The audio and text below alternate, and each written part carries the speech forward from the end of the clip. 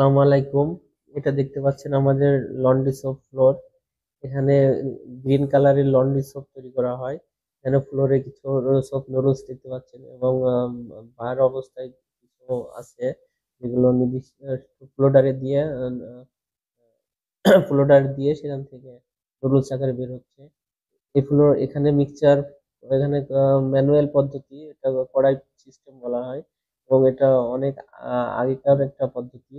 এখানে ম্যানুয়ালি কড়াইয়ের মধ্যে বিভিন্ন তেল এবং কস্টিক মিক্সিং দিয়ে আমরা সাবান তৈরি করি। আহ, তেলের মধ্যে আছে পাম অয়েল, পাম কার্নেল, পাম স্টাইন, বিভিন্ন তেল বা অ্যাসিড অয়েল মিক্স মিক্স করে আমরা এই সাবান তৈরি করি। এর সাথে সোডিয়াম হাইড্রোক্সাইড সলিউশন থাকে এবং অন্যান্য আরো কিছু কালার অ্যাড করে, কালার এবং পারফিউম অ্যাড করে আমরা এই সাবানটা তৈরি করি।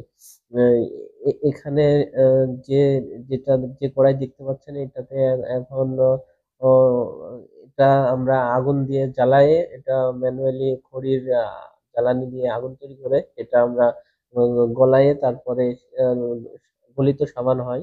এই সাবানটা পরবর্তীতে আমাদের আহ, আহ, নির্দিষ্ট টাইম শুকানোর পরে শক্ত যখন হয় তখন সেটা আমরা ফ্লোরে ঢেলে দিয়ে সেটা কাটার বিভিন্ন বড় বড় থানাকারে কাটার পরে সেটা ফ্লোটারে দিয়ে কালার মিক্সিং করে এটা আপনার হচ্ছে নুডলস আকারে বের বের করা হয়। এখন দেখতেছেন যে সবুজ কালারের নুডলস আর কি ফ্লোরে ইয়ে হচ্ছে। বেশ কয়েকবার আমরা এগুলো এই প্রসেসটাকে রিপিট করে করে নুডলস এর বিভিন্ন শেপটাকে সুন্দর করে নিয়ে আসা হয় এবং হার্ড করা হয়।